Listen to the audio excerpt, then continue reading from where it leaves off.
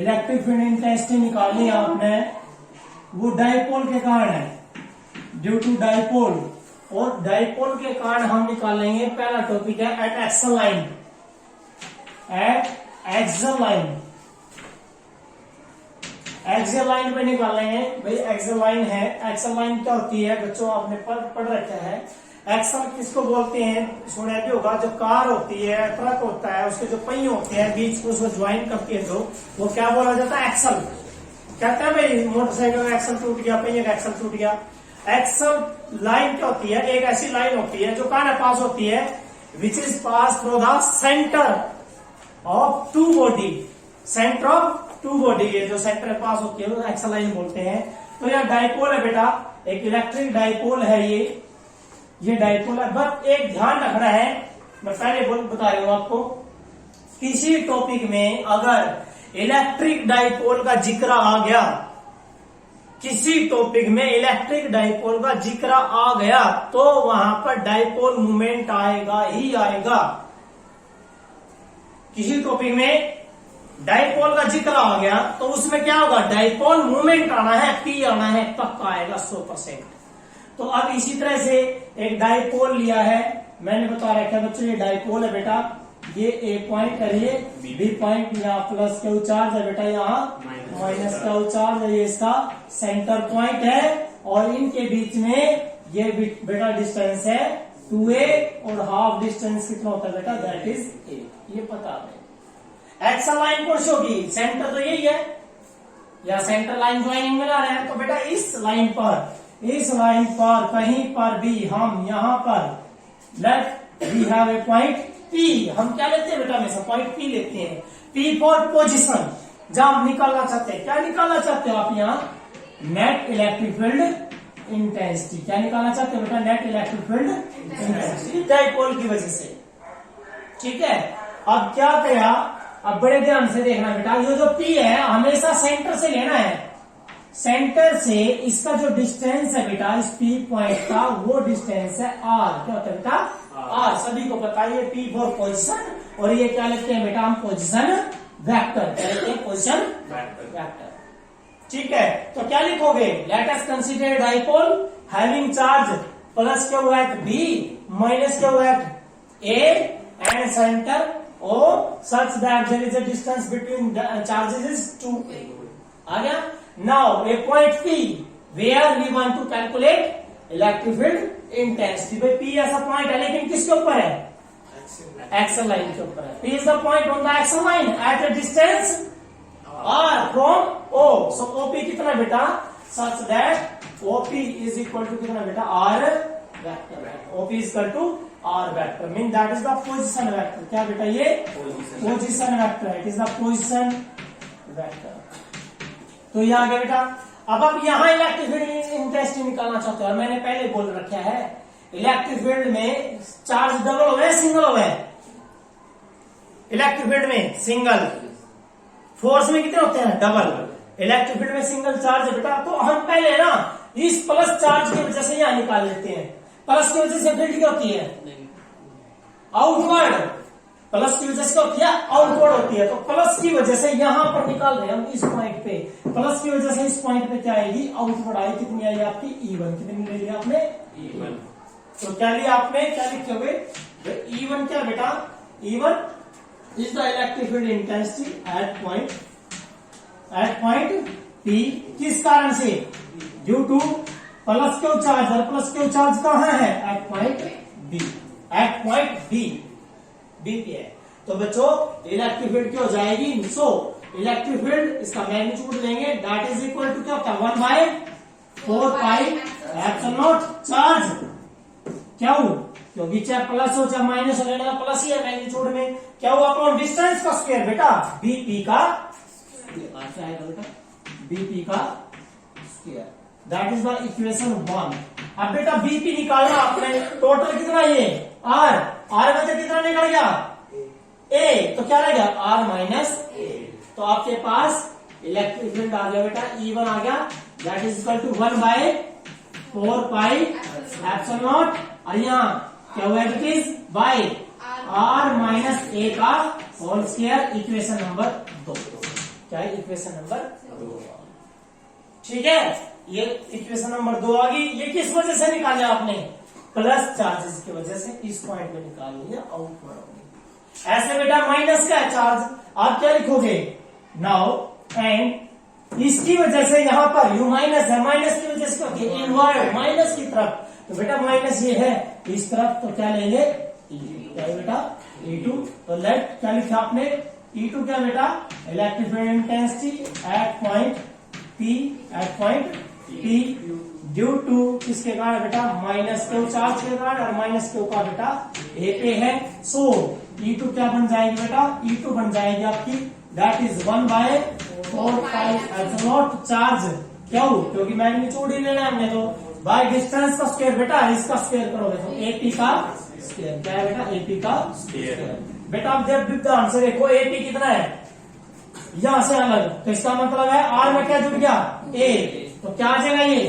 That is equal to ये आया आपका 1/4π and that is Q by R plus A का whole square and that is equation 3। Equation 3। अब नु देखो अंदर टोटल काटना है, यहाँ E1 तो इधर है, E2 इधर है, तो रिजल्टेंट निकलेगा। रिजल्टेंट का मतलब क्या होता है? जोड़ना। लेकिन बच्चों जोड़ने का मतलब होता है आपने सम करना, लेकिन एक लेफ्ट और एक राइट है, तो आपने तो घटाना पड़ गया, लेकिन घटाओगे किस्मत है जो ज्यादा है, ज्यादा में से। अब बेटा आपने ये देखना E1 ज्यादा है या E2 ज्यादा है? एट पॉइंट किसके ऊपर? P। बताना E1 ज्यादा है E2 ज्यादा है? बेटा देखो ध्यान से, E1 में E2 में सारी चीज सेम है, ये अलग है। यह एक प्लस, नीचे ज्यादा हो जाए तो ऊपर क्यों जगह कम? यहाँ कम है, नीचे कम है तो ऊपर क्यों जगह ज्यादा? तो कहने का मतलब है P पॉइंट पे E1 का मैग्नीट्यूड क्या बेटा? ज्यादा है किससे? E2 के मैग्नीट्यूड से। तो रिजल्ट क्या आएगा? Then the resultant is electric field आपकी आएगी बेटा क्या? E1 minus E2। क्या है बेटा? E1 minus E2। Now the field intensity is equal to 1/4π Q as it is. ठीक है ना बेटा? क्यू कॉमन है क्या? यार E1 में से E2 घटा दो बेटा।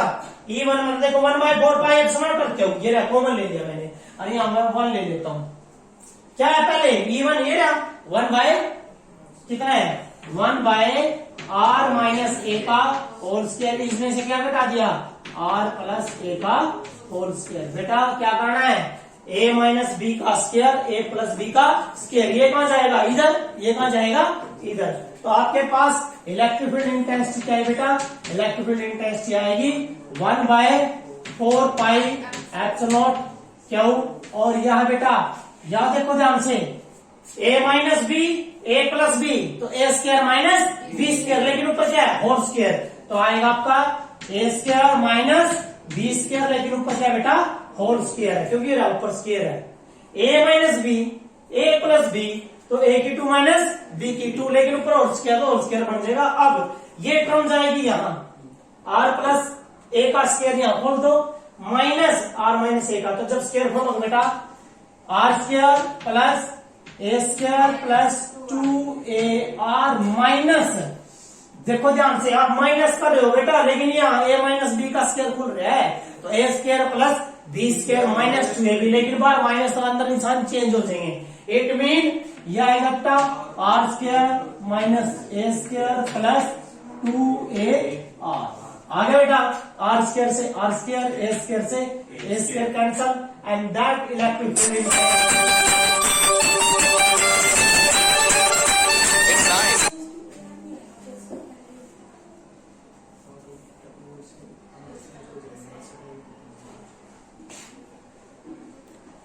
क्या आया? 1/4π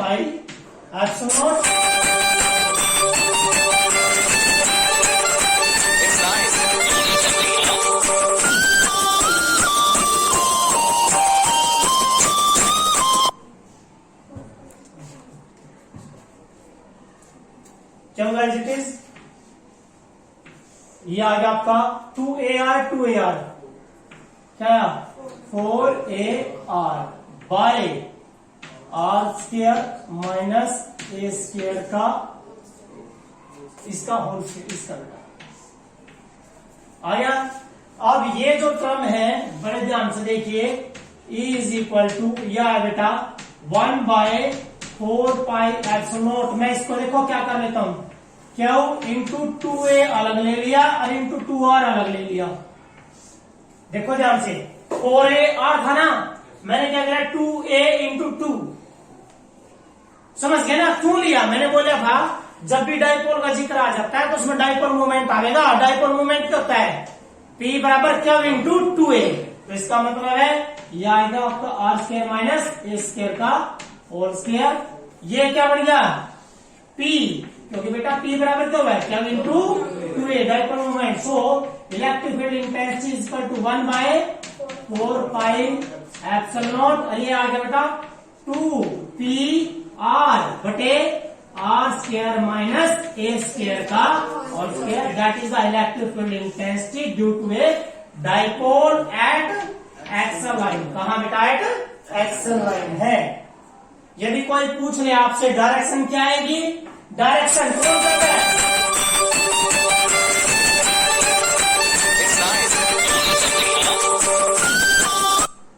कौन सा ज्यादा बेटा, E1 ज्यादा है E2 ज्यादा है, अरे ज्यादा E1 है ना, तो डायरेक्शन तो इसी तरफ आएगी। तो इसका मतलब है क्या लिखोगे, डायरेक्शन किसकी है माइनस ए प्लस, डाइपोल मूवमेंट किसकी है, डाइपोल मूवमेंट। तो ये तो आ गया, लेकिन क्या लिखोगे along dipole movement, along the dipole movement, dipole movement क्या होगा।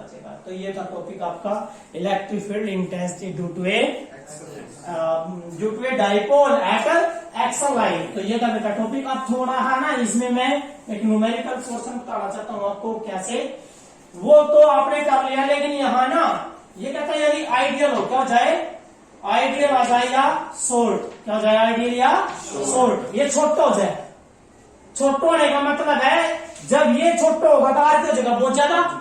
इट मीन सोल्ट डाइपोल की कंडीशन है R is greater than A, R is greater than A. 2a means a, 2a ले लो चाहे a ले लो, यदि 2a लिखोगे तब भी एक ही बात है, आर इज ग्रेटर देन फिर दोबारा लिखना पड़ेगा a। जब r बहुत बड़ा है 2a से तो r a तक तो ज्यादा बड़ा है, समझ गए ना, ये दूरी बहुत ज्यादा है। अब एक ट्रिक याद रखनी है, ट्रिक क्या है, ट्रिक है वो भाई 50 टाइम्स 50 गुना क्या होना चाहिए, 50 गुना ज्यादा होना चाहिए। यदि इनके बीच की दूरी दे दी 1 सेंटीमीटर और तुम्हारे को बोल दिया है 60 सेंटीमीटर, तब आपने कंडीशन लगानी है किसकी, आइडियल की। मैंने बोला है कितने गुना, 50 गुना। यदि दूरी है 1 सेंटीमीटर और काटना पड़ गया 30 सेंटीमीटर, तब नहीं लगेगा, तब वही लगेगा, ये लगेगा।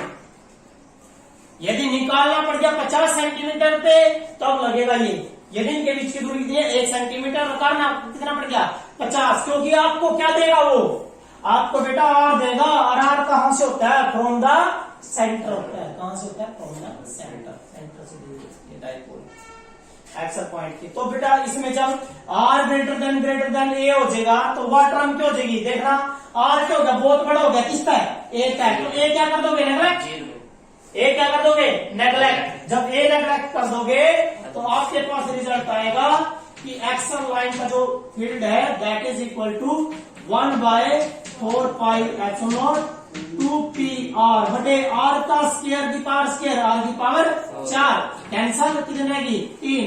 तो एक्सल लाइन पे इलेक्ट्रिक फील्ड कितनी आई, that is equal to 1/4πε0 and that is 2p/r3। क्या 2p/r3, ये देखना। मैंने बोला था सिंगल चार्ज की वजह से इलेक्ट्रिक फील्ड क्या होती है 1/r², सिंगल के कारण, लेकिन डाइपोल के कारण कितना होगा r3, कितना आएगा। ये कब लगाना फॉर्मूला, जब डिस्टेंस कितना हो 50 टाइम्स या 50 टाइम्स से ज्यादा हो, तब लगेगा ये। ठीक है, कर लोगे, ये था।